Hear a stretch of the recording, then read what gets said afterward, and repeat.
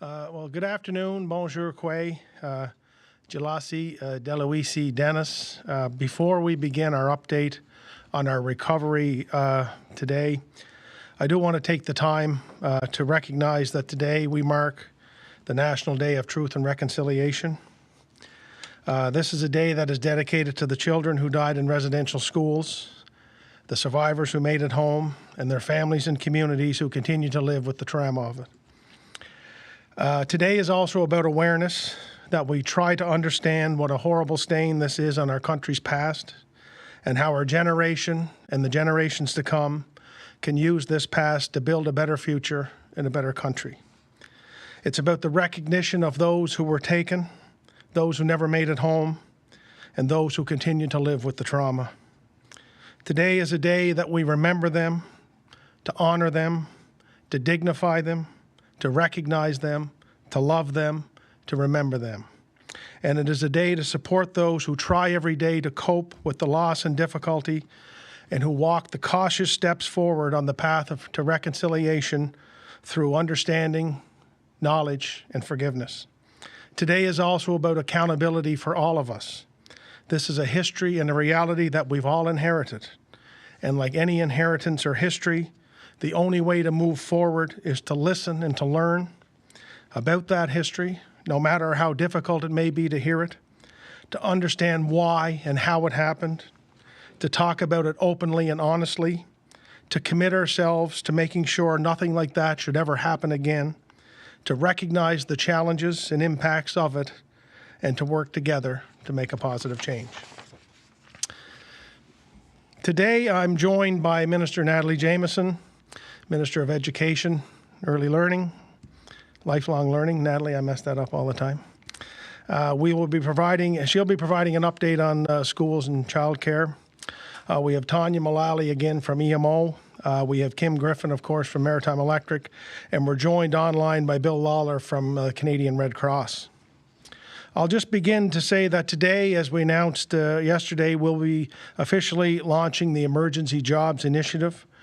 This program provides nonprofit organizations, municipalities, and private businesses with 100% wage subsidy for wages up to $15 an hour for 4 weeks to help with efforts for those who need it. After the 4 weeks of funding, if more work is continued, it will be at a 75% rate and will continue for up to 14 weeks. This program, as I said yesterday, is for those who might have lost their jobs because in a seasonal business that isn't going to continue because of Hurricane Fiona. And we will be as flexible as possible with all islanders who will be looking to take advantage of this and to get to work to rebuild our province. This program can be accessed through the Department of Fisheries and Communities, and more information will be available online later today. I also indicated yesterday that the impacts of Fiona have hit everyone, and they've hit everyone hard. If you're fortunate enough to have insurance, some of your food losses or other impacts may be covered, but many islanders don't have that. That's why we are partnering with the Canadian Red Cross to offer those island households facing financial hardship with $250 of financial assistance. This can be for things for uninsurable losses of food. Maybe it can help with gas for the generator or other basic needs. The Red Cross is working as fast as possible to administer these funds and can offer assistance through e-transfer, through gift cards, and if required, checks can even be issued. That might take a little bit longer. Island households can register with the Red Cross, and I believe Bill will be able to provide more additional information on this and answer any questions of how the program will be administered, but we really appreciate partnering with the Canadian Red Cross to help as many islanders as we can. Additionally, most Access PEI locations are open across PEI today and will be again tomorrow morning. They're doing their best to keep up with what is a very high volume of calls from islanders looking for assistance with debris cleanup. We have also launched an online form and email address that islanders can register with us to reduce the call volume that we're receiving. Our teams at Transportation are triaging these requests, and right now, because of the challenges we faced, we are first focusing on primary residences where trees and debris are a safety concern or access to their property is not yet available. We know very well that there are damages to cottages and seasonal properties, but we're trying to focus our efforts first on primary residences and make our way through that in the days ahead. We have had over 700 online submissions since 2 p.m., and we fielded over 1,000 calls already, so I want to thank the teams at Access PEI for their hard work and kindness, and for Islanders again for their understanding and patience. Some other good news, rural transit services will resume on Monday, October 3rd across PEI, and we would encourage Islanders to book ahead, as that has been a very popular service since it has been introduced.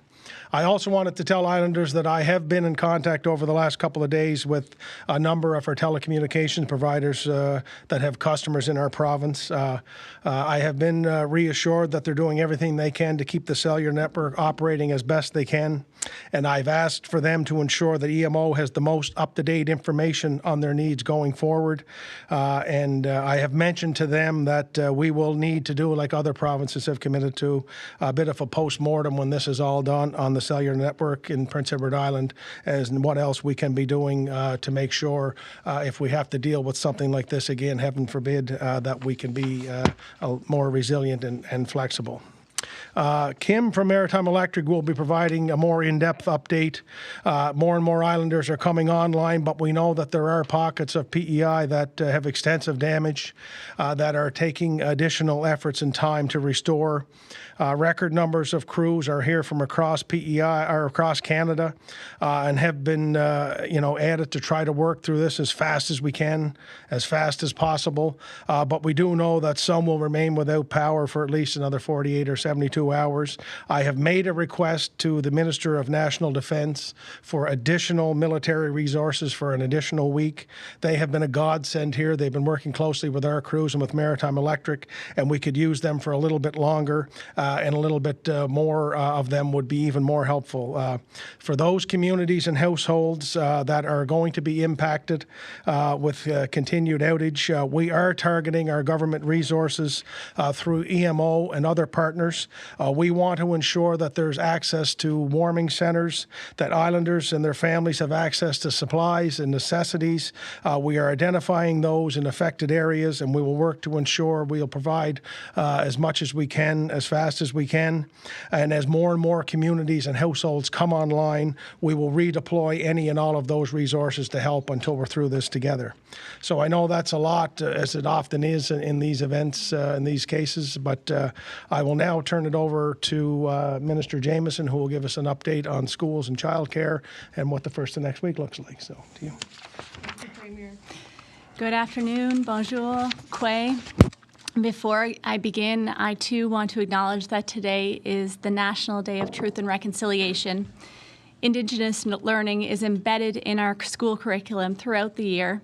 However, this past week would typically have been an important learning opportunity for our students, a time for teachers to encourage a deeper reflection and a dialogue on the relationship between Indigenous and non-Indigenous peoples, and meaningful discussions about the history and the legacy of the residential school system. I encourage parents and guardians to take a few minutes today and talk with their children about the National Day of Truth and Reconciliation, about the history of our great nation and the path we are on towards reconciliation. Hurricane Fiona left us with a lot of cleanup across our province and our schools. Education and being in the classroom is so important for our students, and I want to thank all of our partners who have been involved in the cleanup efforts to have as many students as possible back to class next week. Safety continues to be our main priority, and we have had structural engineers evaluating our damaged buildings and fire inspectors assessing all of our schools. We are happy to say that contractors have already been able to seal up the roofs and repair damage at the majority of schools impacted by Hurricane Fiona. This morning, we launched a web page which lists all of our schools and identifies their readiness to open on Monday. Each school is flagged as either green, yellow, or red. Green will be schools that have been assessed and we know are ready to open on Monday. They are good to go. Yellow are schools that we are still working on, but they are almost ready. These are buildings with no power or are waiting for phone lines to come back online, or restoration work is underway and near completion. Red are schools we know will not be able to open on Monday. This webpage will be updated twice daily at 12 noon and at 5 p.m., so please check back regularly to see the status of your child's school. Right now, we have 31 schools that we know will be able to open on Monday. There are 27 schools we are still waiting on for confirmation on, and 4 schools we know will not be able to open on Monday. Damage at Cardigan Consolidated spans sections of the entire building. This could take a few weeks to repair. Correspondence went out last night to parents explaining to them that Cardigan Consolidated students will be relocated to a dedicated wing at Montague Regional High School on Wednesday, October 5th. PSB and staff from Cardigan will take the time they need on Monday and Tuesday to gather their resources, set up classrooms at Montague Regional, and to work out logistics such as busing and schedules. Montague Regional High will be closed on Monday to allow time for the staff to set up. Classes will resume on Tuesday for Montague Regional High School students. École Evangeline has significant damage. The CSLF has secured the grounds, which are typically used for l'Exposition Agricole et le Festival Acadien. It has the space and amenities they require. They are working on transforming the space into usable classrooms for students and staff. More information will be coming in the days ahead on their return to class. There has been a significant amount of work completed on Queen Charlotte Intermediate. However, the building is not quite ready to welcome students. We will need at least a few more days before Queen Charlotte will open. And we just heard, actually, before I was heading into this briefing, that it is unlikely that West Kent and Donagh Regional will be open on Monday, but with further details to come on that as well. I do want to be clear, however, that none of our schools will be moving to remote learning at this time. With the power outages and disruptions in web connections, virtual learning is not a viable option right now.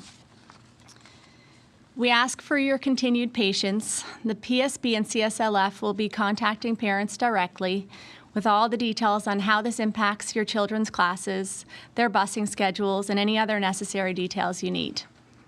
We appreciate our school bus drivers who have been driving their routes, checking to see if they are accessible and that students' stops are safe and free from debris. After Dorian, there were regions of the province where we asked parents to drive their children to school because certain bus routes were impassable. We aren't at that stage yet, and I know EMO is doing all they can to clear our roads, but that is certainly something that we may have to consider as we get closer to Monday. On another note, we have decided to cancel the PD Day, which was originally scheduled for next Friday, October 7th.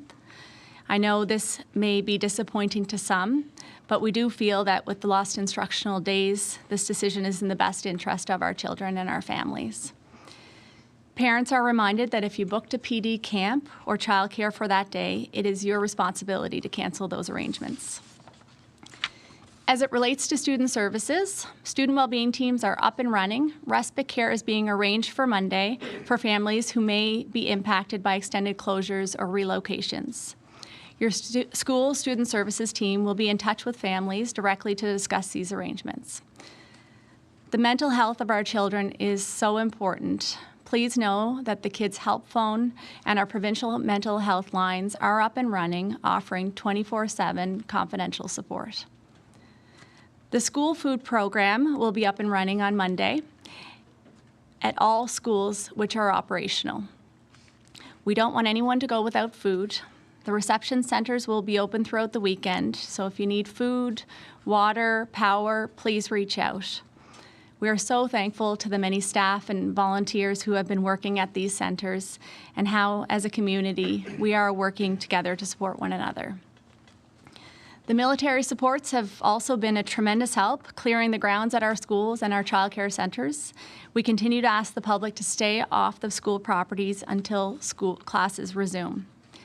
So I know this is a lot of information, and I do want to thank you once again for your patience and understanding. I certainly wish you all the very best in the days and weeks ahead. And with that, I will pass it along to Tanya Mullally with the EMO. Thank you, Minister. Good afternoon. Welcome. I guess I would like to also just acknowledge the Day of Truth and Reconciliation and just share that at the beginning of our operational briefing this morning at our Provincial Emergency Operations Center, even though we remain operational, we did take time to acknowledge the day and ask people as they continue through the work for the day that they, reflect, take that moment and kind of throughout the work of the day, continue to be respectful and reflectful. I mentioned yesterday about, I spoke about the 4 phases of emergency management, of mitigation, preparedness, response, and recovery. And I know that a lot of people are, as power comes back on, are starting to move toward that recovery mode. I just wanted to share that we still stand at a response mode as our primary focus. We are still actively doing recovery work. As like debris cleanup, that type of thing. But we basically pace ourselves to kind of the slowest or until people still have need, we will remain at that response level. So noting that, we know that this weekend, a lot of people are going to be out doing some of those recovery cleanup activities around their properties. And we just ask you, want to actually share a couple of messages from our fire marshal's office today that I heard in the operational brief this morning, that they were getting some emergency calls in regards to people clearing brush, clearing trees, and having some close calls and some emergency calls around trees. So we just ask you again to be safe. Again, the messages I keep saying every day, be safe around that. If you're not comfortable using chainsaws or moving around trees, that type of thing, you should be calling a professional or waiting for support wherever it might come from. But do it safely. Continue with generators if you're using them, if you don't have power, barbecues, that type of thing. I think that's kind of actually most of what I have to say. It's a shorter one today, and I will hand it over actually to Bill Lawler with Canadian Red Cross to provide some information on the supports they'll be offering. Thank you. Thank you, Tanya, and good afternoon, everyone. As the Premier mentioned, Canadian Red Cross is partnering and pleased to do so to support their efforts to provide some financial assistance to those who need it the most. And we know that operations and individuals and businesses, people have been impacted by this. So how this will function in the coming days, we will be announcing shortly, probably over the next couple of days or so, some more specific timelines. We're still in the process of finalizing this in a way that will help to deliver the financial aid as quickly as possible, particularly to those who need it the most. Just to reiterate, this will be $250 per household, not per individual within the household, but on a per household basis. In order to access this, or in order to access any assistance for that matter with the Canadian Red Cross, including this that is on behalf of the government of Prince Edward Island, it is imperative that individuals and households register with the Red Cross. You can do this if you have access to the internet, for those of you with power restorations and full service restoration, at redcross.ca/Hurricane Fiona. If you don't have access to the internet, please call our call center at 1-800-863-6582 to register. It's important to note that registration is open from 8 a.m. to 8 p.m. 7 days a week until further notice. I can also share that we have up to today, 4,350 individuals who have already registered through the Canadian Red Cross. Over the last several days throughout Atlantic Canada, we are at almost 35,000 people who have registered with the Canadian Red Cross specific to the impact for Hurricane Fiona.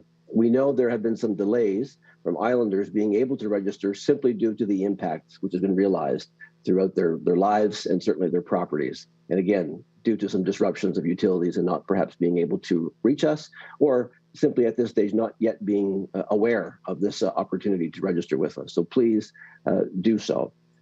The method of distribution, the fastest way to get this will be for those who do electronic banking. If you do not do electronic banking, don't worry, you will still be eligible and you'll be able to receive this. However, it may take a little more time.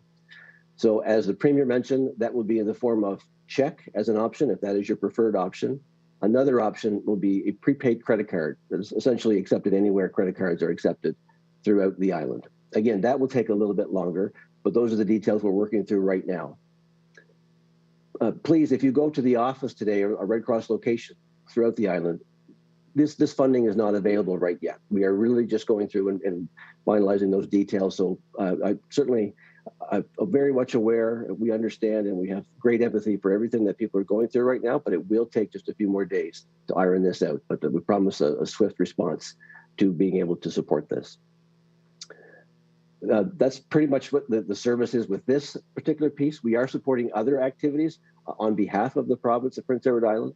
We've been engaged in working with Tanya and her team at EMO since the very beginning, prior to Fiona even arriving. We've been operating a couple of shelters that have moved around a little bit, depending on need. We have some individuals who have been placed in a hotel. And again, we're only placing folks in a hotel because you can appreciate the very limited amount of inventory of hotel rooms on the island for the most urgent needs. And that would be those, the elderly who have some mobility struggles, any youth or children or adults who would have other special needs that would otherwise make it not able or suitable to be in a congregate shelter with many others, with less privacy and so on. Again, inventory is a big matter right now for us, and we're working with the province each and every time we have a referral or someone reaches out to us to express the urgency of needing shelter. We will either guide you towards, right now, although there are many shelters throughout the province, as has been addressed here today and in previous days, we are operating one within the city of Charlottetown at the Murchison Center. And if for some reason, if that becomes full with individuals requiring our support, we have plans in place to expand and move to other locations as well. I would also just like to, allow everybody to know that the Canadian Red Cross is here to support Islanders for as long as it takes. We know the devastation is vast, and we know it's tip to tip and all points in between.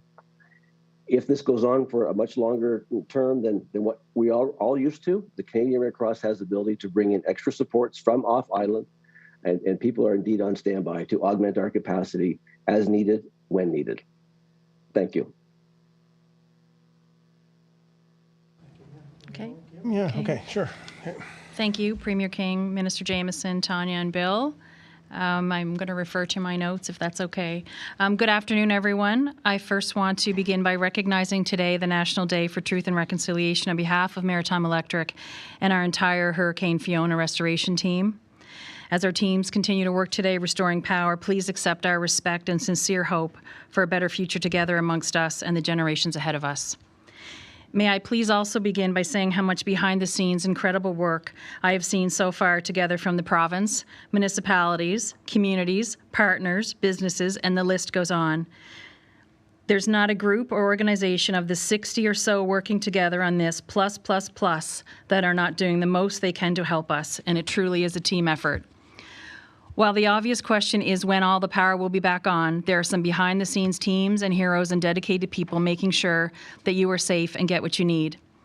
Things you might not think about, from police help to water testing, fire crews, people trying to make sure they run payments to get it in your hands, food, supplies, warming shelters, batteries, smoke carbon monoxide detectors, generators, fueling stations, medical staff, all not only to our crews but to you and to the whole island.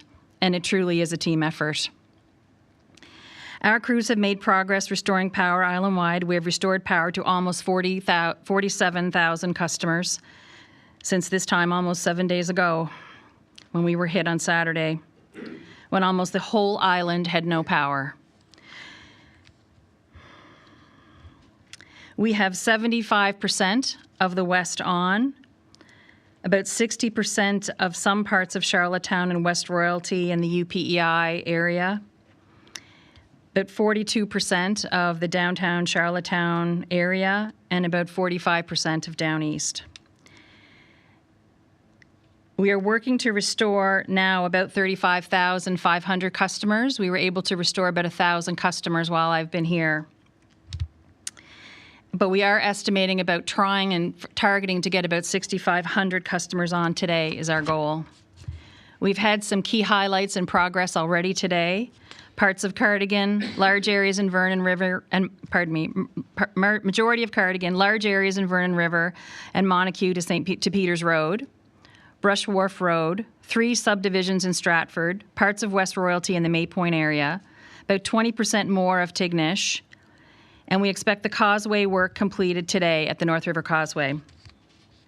Other places we are making progress in the following areas: Morel, Kensington, Rattenbury, Wellington, parts of Sherwood, Bedford, Strathgartney, Trackety, Surrey, Wood Islands, Brackley Point, Normans Road, and the North River Causeway, as I had mentioned, as well as Macadam Road, Northside Road. This does not necessarily mean that all these customers were restored, but the crews are optimistic in making more progress there. Work continues to address the high priority customers in each district, as I'd mentioned in these briefings, in East, West, and Central. These include farms, customers, businesses, medical centers, gas stations, schools, seniors' homes. They're not all done yet. There are currently 200 crews on the road, as well as resources with the Armed Forces and Forestry, transportation crews, and so many frontline people helping not only Maritime Electric, but every islander. Our Maritime Electric crews are working closely with our Fortis family of companies from Newfoundland Power, Fortis Ontario, Fortis Alberta, BC, and other utilities, including New Brunswick Power, St. John Energy, Summerside Electric, as well as the staff at the Energy Corporation have been assisting us immensely, and other groups, and a number of small contractors, both from on-island and off-island from across the country. Once again, out of 147,266 poles island-wide, the 531 poles that I've been reporting and speaking about over the last 24 hours are being restored steadily, and our crews are very optimistic about this work. We have to date over 18,800 phone calls and messages from our customers in our on-island contact center, which continues to be open 24/7 to assist our customers. It's your neighbors here answering your calls, and call us day or night, and we will remain open until the end of this. Today, we have about 1,052 customer masts reported broken. Please continue to call us if you have issues on your home that your masts are down. You can see it on our website if you need that information, what that means, and you can also speak to a customer service rep. It helps with our restoration efforts as we begin to restore more communities. And as we get those communities back on, our next phase is individual outages all across Prince Edward Island. Some of this work will require help from outside electricians as well as Maritime Electric. Around-the-clock personnel are working together. I want to stress again how meticulous this type of restoration work is, and it takes a team of people working closely together to safely make repairs and re-energize the system line by line. This work is done methodically by our crews on the ground, as well as the Energy Control Center and our teams. There's an incredible component of safety, but we can't take a chance on any shortcuts in this area. A number of people have asked, can it go any faster? Is there any components of the work that you're doing from this perspective that can be shortened? Are you efficient? We are. The safety of our crews and the public is always our number one concern and our focus as we restore power. While we do not expect restoration efforts to continue, every day we continue to make more progress and restore more power. Today is perfect weather for our crews and all of our crews across PEI and the team to work on the Fiona restoration efforts. If you need to pass by a work site, please do slow down and be mindful for your safety and the safety of the crews. As we continue to re-energize the system, downline should always be treated as live or energized. In terms of some key pockets and areas of the community, and as I mentioned yesterday, potentially into the Sunday and Monday restoration, we want to help communities continue to plan. I'm going to list off a number of communities that we're also going to have on our website, but I want to share it with you live now. Minister Jameson did make an update on the schools, and depending on your area, there just may be some areas that are still hit pretty hard, but we also want to make sure that you and your community know and can plan that these are major pockets that we still don't think we're going to have on over the next couple of days, or parts are still partially energized. East Point to Surrey, Cardigan North, Launching, Primrose, Elmira, Northside Road, Cape Bear, Coved, Brackley, Strathgartney, York Point Road, Cornwall Ferry Road, parts of Charlottetown, Murray River, Murray Harbour, Stanley Bridge, Pownal, and T Hill. That is not an exhaustive list, but of these communities, we have pockets that we know are not going to be on and are going to need assistance. And as the Premier mentioned, we're working directly with the province to help find areas that may already be identified or have a warming shelter, but make sure that they're not being closed down because people are going to need them. To our Maritime Electric Crews and Fiona Restoration Team, I want to say an additional thank you to you and your families for giving us the team to help our customers. Many, many of our Powerline Technicians team and our staff across our company have damages in their homes, and they never blinked when we said we needed them. Thank you. And to our customers, thanks for helping each other and others that don't have power yet. A call to seniors, anyone living alone, or a wave in the window, a chat on the doorstep, or in your building where you may live. To everyone and anyone, and to many New Islanders who may be scared too, that our crews are feeling optimistic every day about these repairs still ahead of us to get to you, and I assure you that we're on it. We will be into Sunday and Monday in our communities in terms of restoration efforts. We're sorry about that. But we are working very hard, so I promise you that, and we promise you that to Prince Edward Island. To our customers, please do know that we are here for you, and our entire restoration team is working hard every day to safely restore power to everyone as quickly as possible. Thank you, and I will hand this back over to you, Premier King. Very much, Kim, and thank you, Bill, Tanya, and Minister, for the updates. And as often is the case, that is a lot for all of our friends in the media to digest. So we will be as patient and open as we can be here, and we're very blessed to have a couple in the room live and in 3D here. So maybe we can start here. I'm going to start with Sheehan, maybe from CBC first, and this is maybe the small step back to normal as we have some more people live in here. So. Hi everyone, thanks for having me here. So first question, I was just looking at the financial assistance that was announced today. Is it possible that we can, expand on that a little bit? Who qualifies? When it will be available? Just kind of really clearly lay out what they need to go through to get it and what the overall budget is for this. Yeah, well, I'll start just with the overall budget, and then I'll turn it over to Bill to sort of how it might actually be administered. But essentially, we want it to be for anyone who needs it as quickly as possible, obviously dealing with the most urgent cases first. This would be part of the $50 million package that we worked out. It's really hard to put a dollar figure on this because we don't know how many households will, actually access this. But, there's 70,000 some households in the country or in the province. So. But Bill, would you want to just share a little bit more about what the process might be to how Islanders might go to begin to access this? Thank you, Premier. Happy to provide some further details. So, as mentioned earlier, once individuals register with us, and to the Premier's point, the challenge is that we really don't have a 100% accuracy in terms of how many households does this impact. We know the impact has been vast throughout the island, and we certainly know that the other utility disruptions have also been quite extensive all over throughout the province. So once people register with us, and if it takes longer for you to register, certainly there's no need to panic for anyone throughout the island. If it takes you a few more days by the time this message gets to you, but please, if you are hearing this and listening, please let your neighbors, your friends, families, and loved ones know about this. But you register online through the Canadian Red Cross. And if you have an email address, we will validate everything that you have put in. We have systems in place that will validate that you did put in an accurate email address. If for some reason it's showing that it wasn't, you made a mistake, made an error, there was human error in the data entry, either if you were doing it yourself or if someone who was doing it on the phone to support you made a mistake, we will find that out, but we will reach out to you because we are also going to ask you your phone number. We're asking you for your primary address. And then we have to go through a bit of a process to make sure that you as the individual, the head of household, you are who you say you are, and you live where you say you live. And that's just the easiest way to say it, but we want to verify, and we have systems in place. And this is more about, although it's certainly a very, very low percentage, but unfortunately, during times like this, we see the best in people, and we also see some opportunities where some will try to take advantage of assistance offers like this. So we will make sure we have the ability to verify that, in fact, your address is indeed an actual address that is connected to your name on the island. If there's a bit of a hiccup there, and a good example for this would be if somebody just recently moved.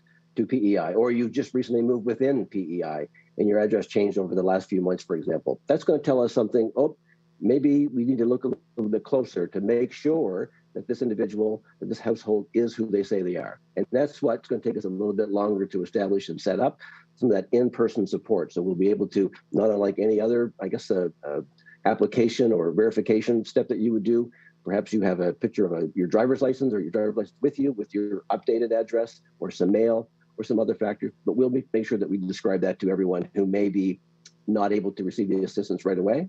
However, if you're verified and everything checks out, again, the fastest method for this would be through internet banking for electronic funds transfer.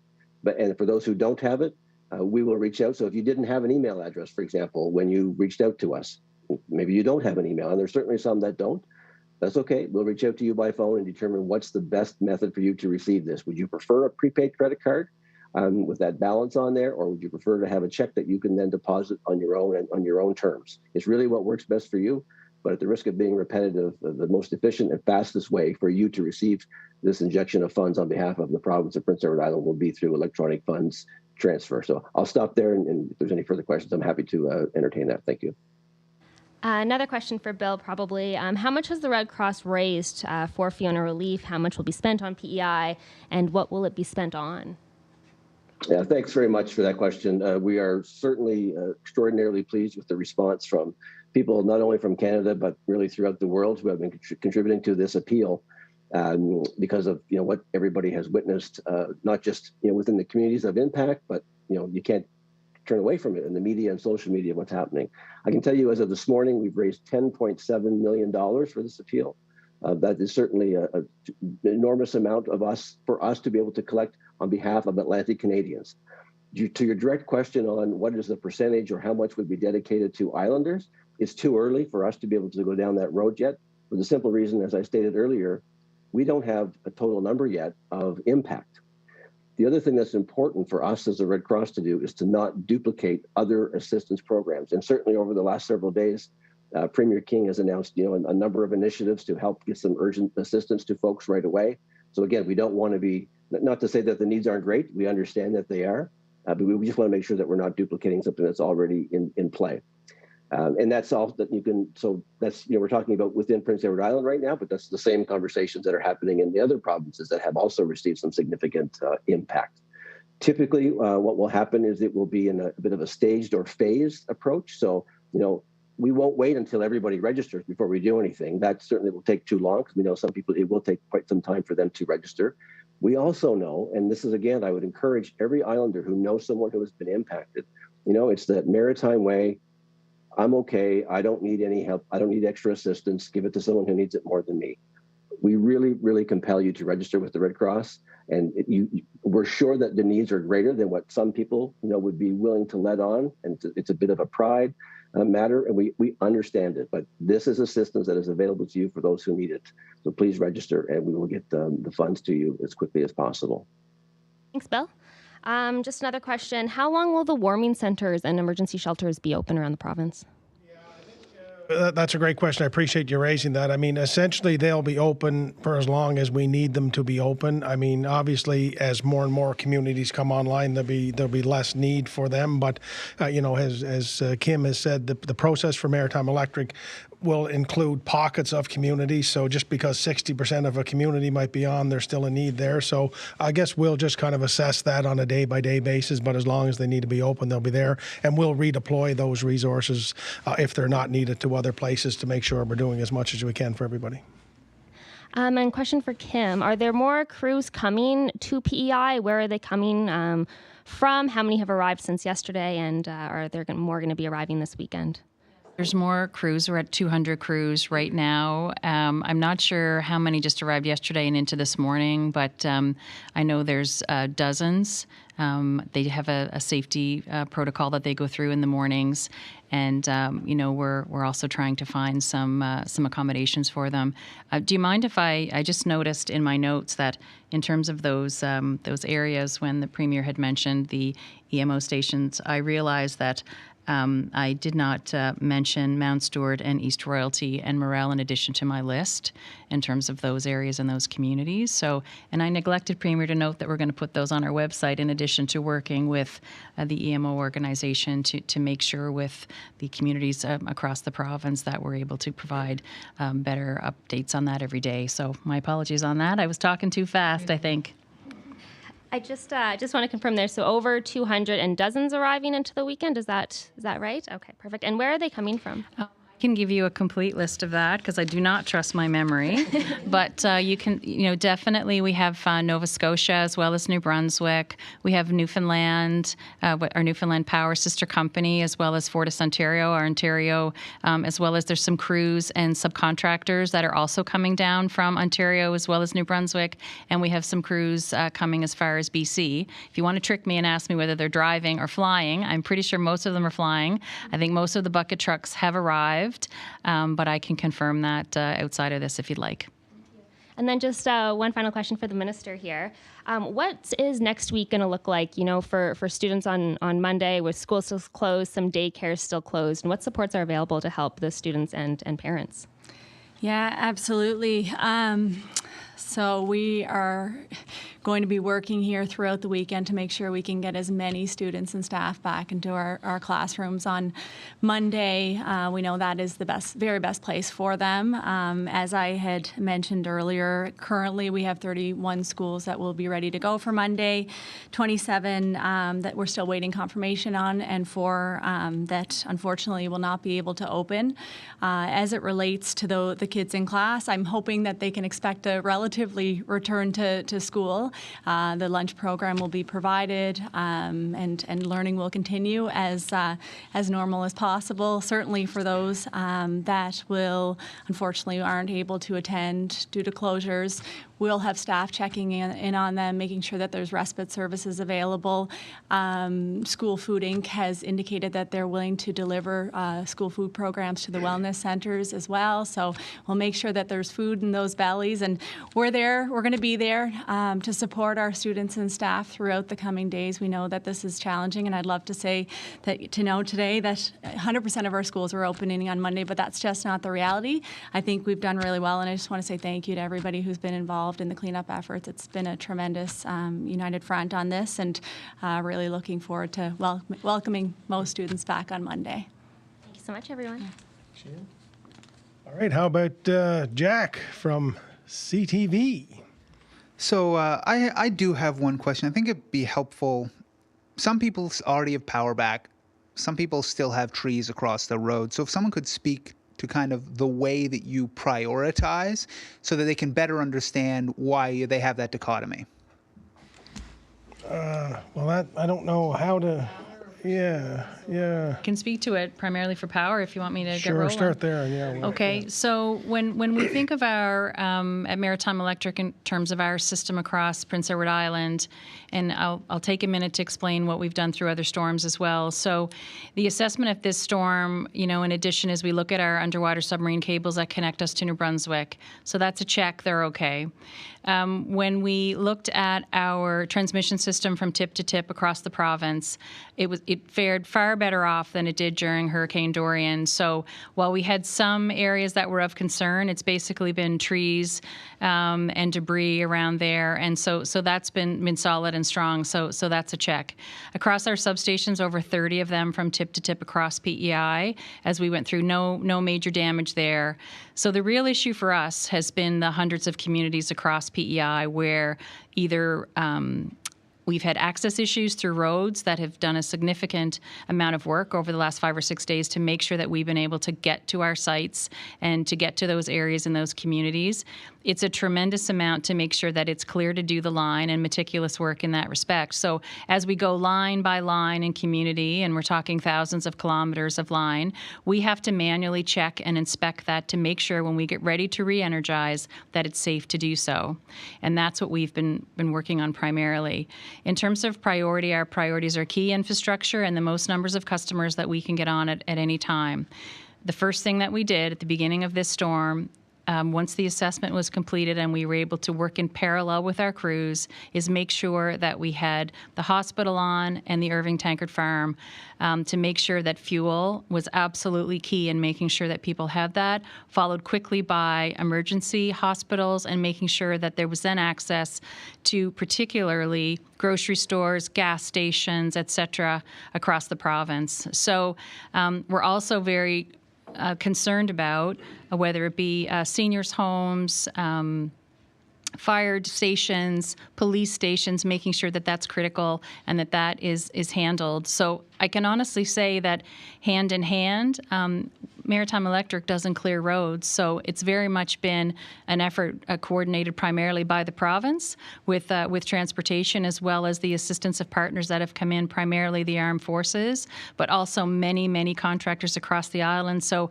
I think it's fair to say that it's been more of a hand in hand, parallel approach together, community by community. Okay. And one more. You mentioned a few times that we were looking to have most people back up by Monday at the latest. How much longer do you expect it'll take for the people who are those individual outages you talk about? Yes. So in Dorian, Hurricane Dorian, I don't mean to keep referring back to that, but it's the closest storm and the most similar storm if you look at the overlay when Dorian hit us, and then when we look at what I called before Fiona really hit us is Dorian plus plus. So Fiona hit us, and then we looked at how it hit all the communities across Prince Edward Island. So to answer that question, we were into 10, 11 days during Dorian on those individual outages. So that's one person at your house, one customer, one household. The other piece is some people weren't able to get electricians, and some people weren't able to get that resource. So some of them and cottage owners may have been into a week or two on top of that as well. So in terms of me being able to estimate at this point, I don't know if it's going to be a week or 10 days at this point. I think I'll have a better understanding a little closer to Sunday or Monday morning. And I say that because of the number of mass reports that we have from our customers right now. So having that number, if we do that breakdown, we could technically have 1 to 2 crews per day, which normally our crews would handle anywhere from 5 to 15 orders a day. So when we get all the communities back on, if we have 1,000 people that have mast issues, we could be in a situation where we have a crew being able to work directly with a customer 1 to 2 per day. So it's hard for me at this point, but I think people need to understand that we're also keeping the crews here as long as we need the majority of them and as long as they're efficient to do so. We can't have people and crews sitting down, sitting back, or doing unnecessary work, which none of them want to do anyway. So for us, I just want to make sure that you know that when we get these communities back, we're not sending everybody home right away. So if with all due respect, if it's okay if I answer that in a little more detail on Monday, I'll take that away from here today. All right, thank you. That's it for me. Now we have some of our friends in the media online. You want to begin with Logan, maybe from The Guardian? Logan, are you there? I am there. I called Red Cross this morning to register, and there was no mention of the $250, but I was told everyone or anyone affected in PEI by Fiona will be receiving $1,000. Can you clarify what that's about? I think there might be some confusion with Nova Scotia, but Bill, would you want to be able to handle some of the details on that? Yes, thank you, Premier, and thank you for the question, and certainly apologies for some confusion with that particular statement. There are various programs for each province, and they all have different criteria and eligibility criteria. So it's not to suggest that in any other province, through the Red Cross or other ways that we're aware of, anyway, that there's every household is receiving $1,000, or every household that was impacted, I should say, by Hurricane Fiona. There are some very specific programs in other provinces based on impact. So again, apologies if that was shared with you from, as you identifying as someone who was calling from Prince Edward Island. That was certainly a crossed wire, and we'll take that back to make sure that messaging is a little tighter so that people are definitely communicating the very concise messaging for islanders looking for assistance on the island. Okay. This support, the $250, is for one issue that tenants will be facing, the groceries that basically everybody had to throw out. what other supports will be coming for people who've either been displaced, had things damaged. I had something fall on my windshield that cost $400 that wasn't insured. What support will be coming for tenants and those kind of issues? It's a great question, and that's something that, as I've been trying to indicate over the last couple of days, Logan, we very much try to feel our way through this, trying to identify those of the most pressing need that we know, and the more programs we announce, the more we learn where others are falling through the cracks, so to speak, or other things that we could do. So it's been all hands on deck, and we're trying to assess everything from that perspective and others that you have raised there. But we will just continue in the coming days to try to do what we can to help as many as we can. And the more and more we learn about what those needs are, the better we're able to react as quickly as we can. But certainly trying to do everything as possible to help. And what about buildings that have been severely damaged? What is going to be done to ensure that landlords actually make those repairs in a timely fashion so that people aren't displaced? Yeah, obviously, we all know the housing challenges that we face here before Fiona, and we know there's some impacts following Fiona. So it's obviously something that we're looking at through our Department of Social Development and Housing. I mean, obviously, if you own a building, you would like to get it repaired in a certain amount of time. Sure, there's some financial obligations there, but you also have the obligation for those who are living there to make sure they're looked after as well. So we'll try the best we can to partner with everybody and to make sure that work has gotten done. But that's part of when we talk about the long grind back as we make our way back through this. It's not just getting the power on and getting the debris cleaned up. It's then getting all of that other work done, many of the things that you mentioned there. But we really, with winter coming, we want to try to do everything we can to get it done as fast as possible and to see the least amount of people as possible impacted. Some of these repairs will be pretty extensive, and under the current legislation around renovictions, in order to renovate someone, there has to be repairs so extensive that the tenant cannot stay there. That's likely to be the case for some of these people. What's going to be done to ensure that landlords will not be using this as an opportunity to do renovations and jack up the price and renovate tenants? You raise a really good question there, and I don't know if I have the answer for that right now. To be honest, Logan, I know that our staff have been working at this and other avenues to try to figure out our best way through this. And I think I started off our briefings here by saying that we're faced with many questions. Most we don't have answers to, but we're working to try to get as many answers as we can in that regard. But I would think that we have seen, for the most part, through all of this, the very best of Islanders, and we've seen the best nature of Islanders, and I would really hope and expect that to continue. And remember that we've all been impacted here, and this isn't the time to gouge somebody or try to throw something at somebody that they really don't need right now. So I would appeal to everyone's great nature, but it's something that we'll be working on through social development and housing to see what we can do. I've seen pictures and heard stories about seniors living in the dark for the last week. Some of these are government-owned buildings. Why have they not been moved to shelters? Yeah, we've heard some of those stories as well. I know the minister was moving about the last couple of days, and we're working to address them. I think that just the size of the storm has opened our eyes really to a lot of these things. We will move anyone to where they need to be. Our first choice would obviously be to get their current locations up and operational the best we can. But I think we're dealing with each building on an individual type basis, and the minister has been on top of that and will continue to be. But yeah, it's been difficult to hear. There's been some talk of, in preparation for future storms, potentially burying power lines, taking major steps. This could be an opportunity to make infrastructure changes. Is that something that if Maritime Electric was interested in doing, would the province support them, provide funding for that?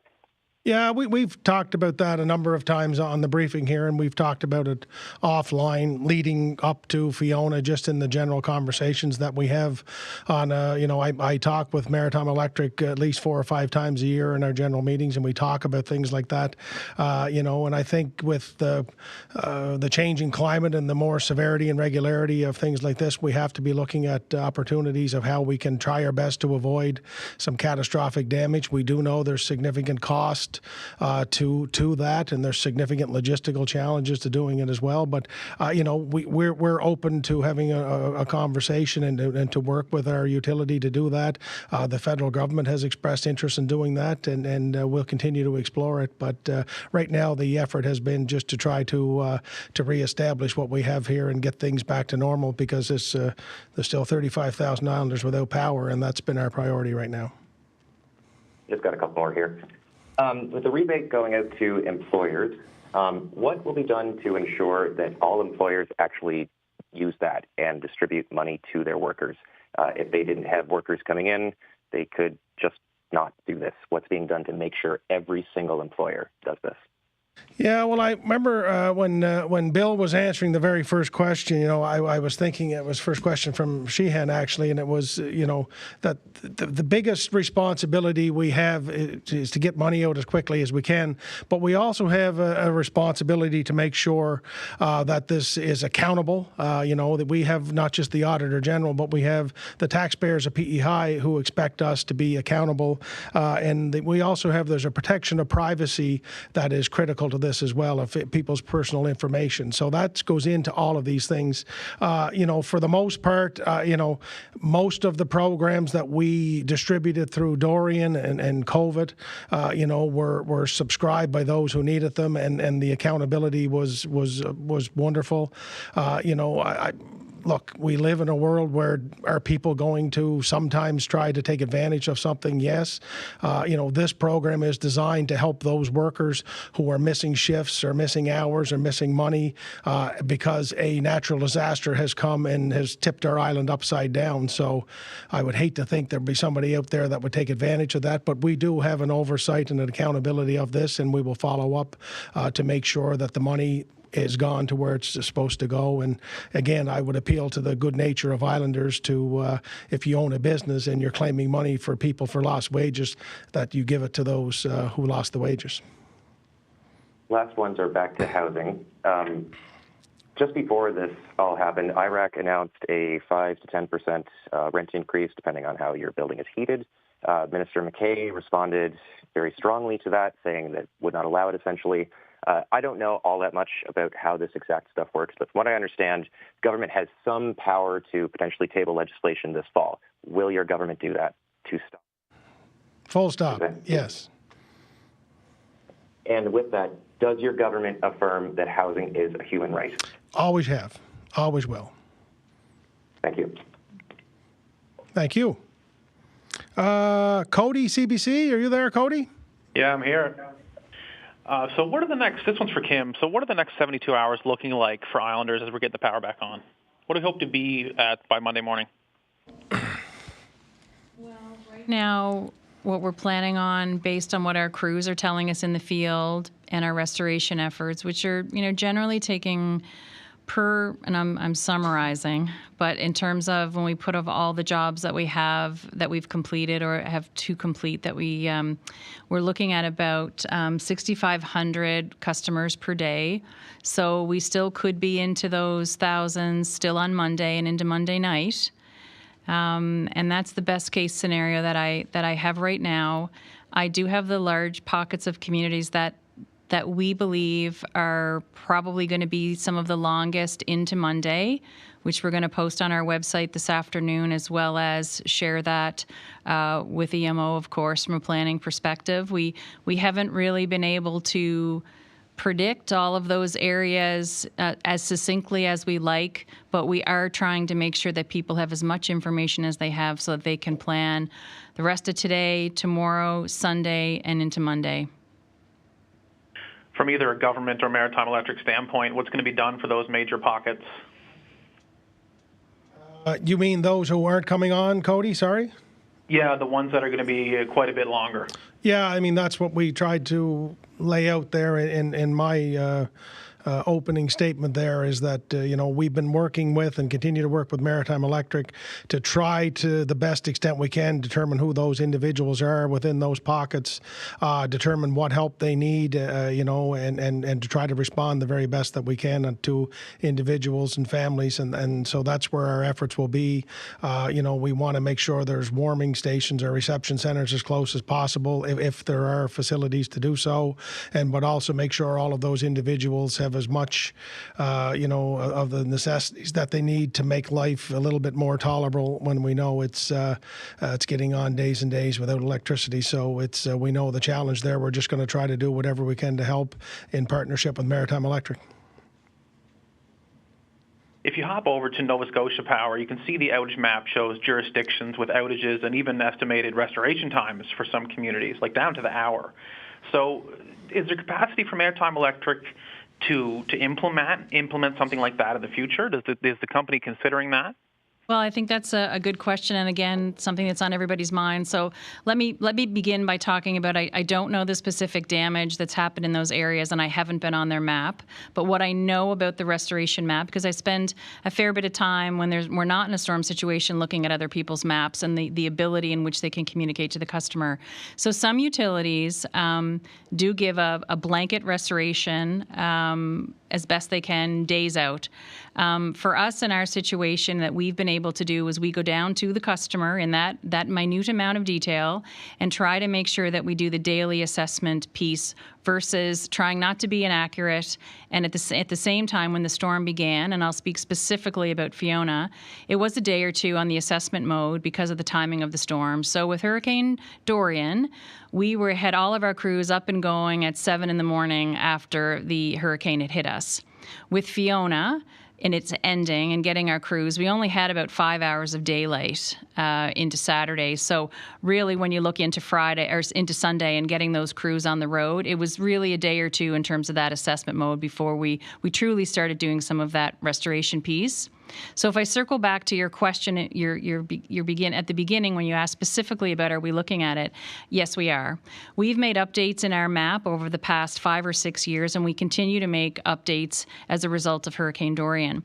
One of the things that we are looking at, and we are going to be applying to IRAC over the next couple of months, we've spent about a year working on even a customer information system that would include a mapping option, as well as many other features as well, and that is something that we are looking at as a follow-up from Dorian specifically that we've been working on, which would enable the smart meter technology in the next number of years. So those are the things that we are specifically looking at for improvements for our customers. When Dorian ended, we had a list of over 55 items that we've been working on since then, everything from chainsaw oil to scheduling from accommodations to food for our crews, a laundry list of things that probably today may seem quite obvious, but sometimes if you don't write them down in an event and you go back to take a look, you may even forget a week later when you're in the minute, and these are the types of things that we're looking at.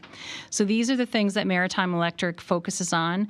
We talk readiness and storm probably on a weekly basis, talking about how we prepare. We meet as a team at least twice a year to talk about what we call outage readiness from a seasonal perspective, from a supply perspective. So if you may have noticed some of the things that I talked to you about because I'm asked every day, do we have enough equipment? Are we prepared? These are all key learnings that we've learned from previous storms, whether that be for poles, whether that be for wires and the pieces of equipment that we need. So those have all been learnings from the storm. So right now we still get poles in, we're still getting wires in, we're still getting supplies in. Understood. This is perhaps to you both again, talking about Dorian quite a bit. So what measures did we take after Dorian to shore up infrastructure for the next big storm? And how do we build stronger for the next one coming? Tanya, do you want to start that? I mean, some of the things we might have learned from Dorian that we've implemented? Or? Sure. Okay. Yeah, absolutely. And then I'll certainly pass it over to Kim because she can talk about the infrastructure on the power system.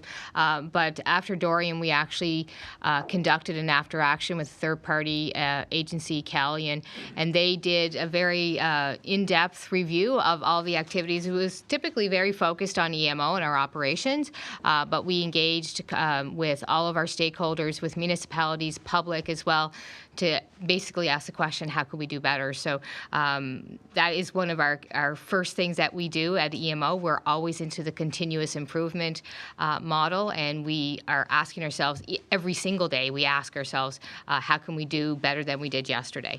In fact, as part of our ops briefing that we do every single morning, we remind all of our folks to document those after action items so that we can have them documented so we're not having to forget them in a few months down the road. But we implemented several things. I think the key one that I would want to stress is the communication to public. We recognized in Dorian we didn't have power. We didn't have communications to a lot of people. People couldn't hear us. We might have been talking, but if you didn't have internet and you didn't have power, you couldn't hear what the message was. So we strived in the following year when we had concerns of Hurricane Teddy making landfall. We started doing these daily briefings in advance and then throughout while we were in response mode. So that's why we've implemented, and that's why we're here every day, is to share the information, and we're pushing that out in every avenue that we possibly can. If I say from equipment or infrastructure, our space, we've made some significant changes to our Provincial Operations Center to make sure that we have capabilities to not only run kind of when power goes down, but also remotely, which really was in a full effect during COVID. I think that's probably the summary of what I can have, but I certainly will ask Kim to kind of pop in on the power side. Sure, thanks, Tanya. There's been a number of things that we did as well. I mean, we've expanded when I think of our phone system and our phone lines. We also, kept many of our ground lines. But I guess the other thing that I can also say is that we have layers of redundancy built into our systems. So not only on a communication side, but also as we go into communities. So if we have what we call internally as a loop for energy, where it's going to flow, and where we backfeed, and where other areas if we have to send it through another way to get to a community energized if there's damage in that area. The other piece that we've been able to do is we've been spending the last year and a half talking about the vulnerability and potential of our systems from a climate change perspective. That's been a key focus for our team, and we will be releasing a report to the public at the end of this year talking about the system vulnerability assessment that we've done for PEI from the next 20 to 50 years.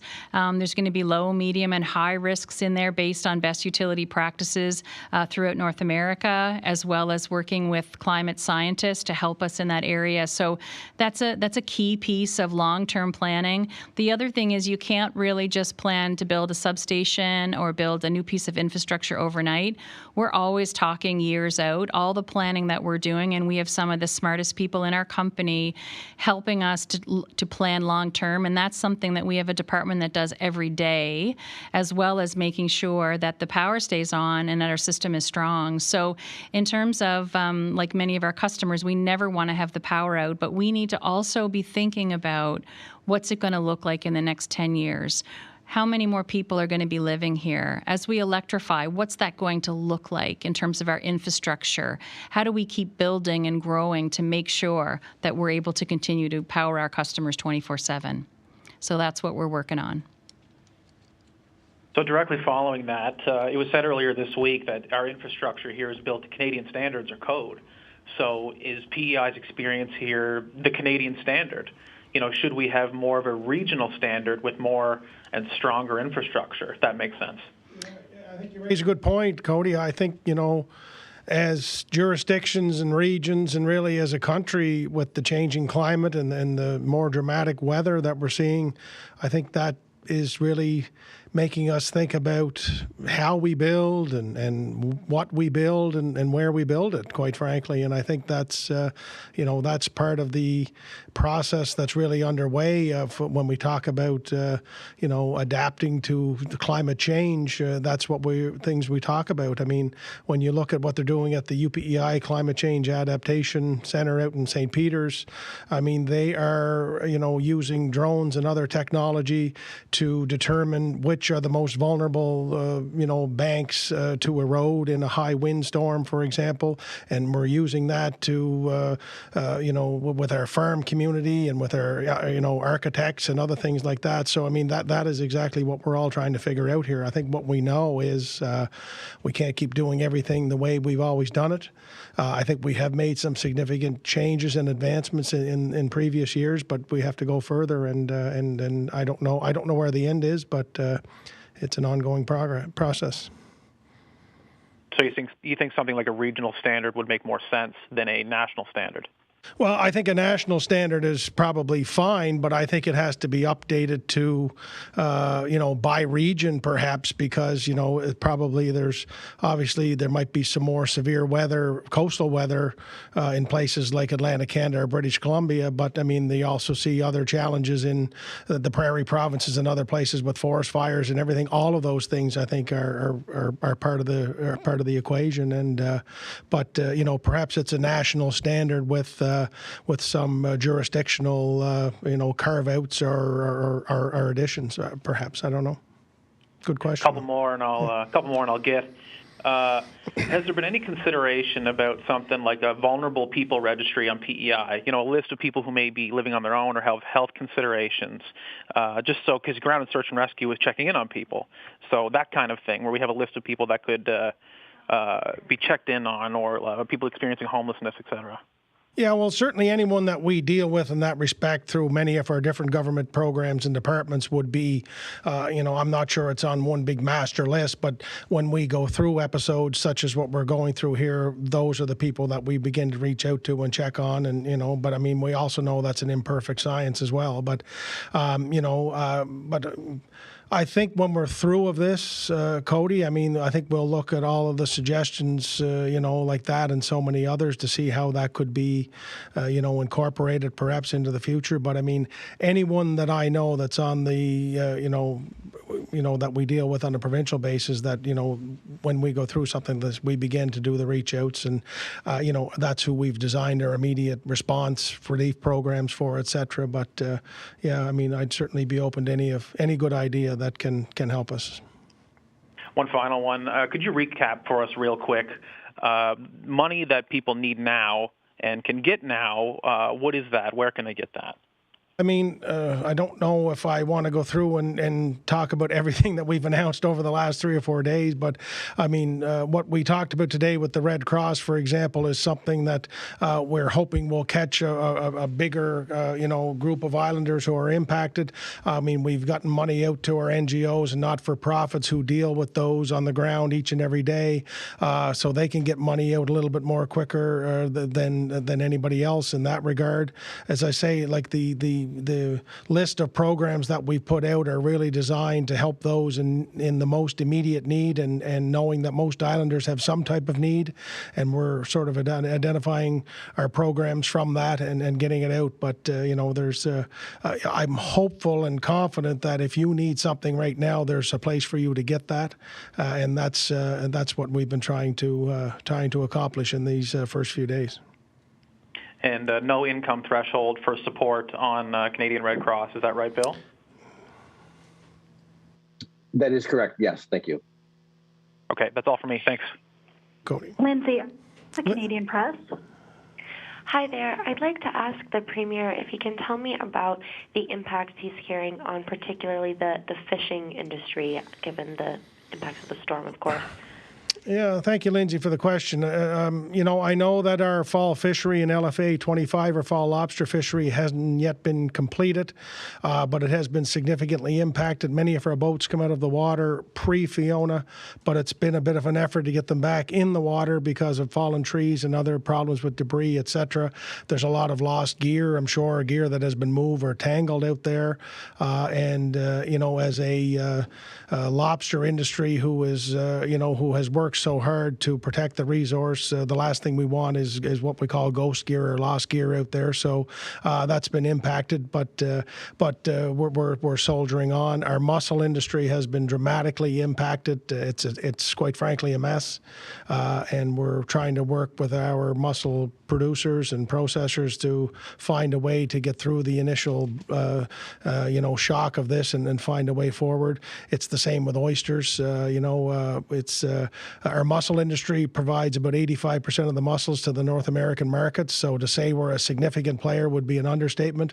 The growth in our oyster sector across North America for fresh and frozen has been, has grown, exponentially over the last couple of years, and I hate to see that impacted. So, those in our fishery have been hit pretty hard by this. If you make a living on the water and you just come through the hurricane that we've come through with the storm surge, there's very little that hasn't been impacted in the water. Thank you so much for that, Premier. Thank you. I'm wondering if you have a sense of which parts of the province or which specific areas the fisheries have been impacted most. Perhaps it's everywhere. I'm just wondering some more specifics there about where damage is most severe. Yeah, so our LFA fall fishery would run from, Borden, Victoria on the south side up until a little bit past, West Point, up around there. So that has been dramatically hit there. There's a lot of damage in our bays and estuaries all across PEI with our mussels and oysters. The North Shore, we kind of bore the brunt of the wind and all of the impacts up there, and that's where a big bulk of the storm surge was as well. So anything up around, Tracadie, North Rustico, Stanley Bridge, Cavendish area up through there has been hit pretty hard. Malpeque Bay, and I'm probably leaving out New Frage and Redhead. It's very few places along the coast haven't been impacted in some way, shape, or form. Thank you so much. Thank you. Anybody else on there? Is there anybody else? Joey Black here. Okay, hi Joe. You still there, Joey? Hello, I'm here. How are you, buddy? Good. Premier, just wondering, the gift cards that you announced of $100 for seniors, I've noticed some of them they're not able to use them at any Sobeys stores. I don't know about that, Joe. I'd have to follow up a little bit more on that. I would... I'm hoping that Sobeys is one of our major partners in this, so I'm hoping that it would be workable, but I'd have to ask somebody and try to get back to you, Joe, on that, but really hope that that program is as efficient as it can be and people can use it to buy food or other provisions as fast as possible. Because I was told that they weren't accepting them. Yeah, as I say, Joe, I don't know. I know we're partnering with Sobeys significantly on that program, so I would be ever so hopeful their participating stores would accept them, but I'll look into that. I don't know the full extent of that, but as I say, I hope that is not the case, but I'll get someone to look into that immediately. Thank you. And I've got one more for you. Either yourself or Kim can jump in on this one. How will the power farms or wind farms be able to stay online with you're on the power grid? And are they going to be able to withstand any more hurricanes? Well, right now, in terms of the wind farms, I would have to go and double check, Joe. I know that the armed forces were actually assisting with some of the debris and tree removal along those lines, but I can follow up on that more specifically and get back to you on that. I also had some follow-up answers for you from the other day that I thought I was going to talk to you, and we didn't have a chance to connect. So I can give you that information if you'd like. Certainly, that'd be great, Kim. Anything else, That's Joe? all the questions. Yep. One for Bill. Is there any other way new local businesses can help out with the relief fund for people hit by Fiona? Thank you very much for the question. Indeed, many businesses, large and small, help to raise awareness, if nothing else, of the appeal from the Canadian Red Cross or with the Canadian Red Cross. In some cases, businesses of various sizes encourage their workforce to provide contributions, and often employers will do a matching contribution as well to this specific fund. Excuse me. Yeah, so it's certainly raising awareness and making sure that people are aware, as their customers are aware that it's happening, is always encouraged and welcomed. And we've seen that in other events that we've launched an appeal for specific responses, and certainly given the significance of the destruction throughout the Atlantic region, we would welcome that by any means necessary. So thank you. I believe that's it. Thank you very much, Joey, and all the members of our media. Thank you to the Minister, to Tanya and Kim, and to Bill for joining us virtually. We appreciate that. Just an update for everybody who might be wondering. Tomorrow and Sunday, we will continue to provide updates. EMO and the government and Maritime Electric will do so twice per day by press release or through our social channels. And then we'll return to a live briefing like this on Monday with a full update. So we'll try to connect with members of the media and public a couple of times each day on Saturday and Sunday, and then we'll return back here with a live update. So with that, I'd say thanks again to everyone for participating, and I wish a good weekend to all Islanders.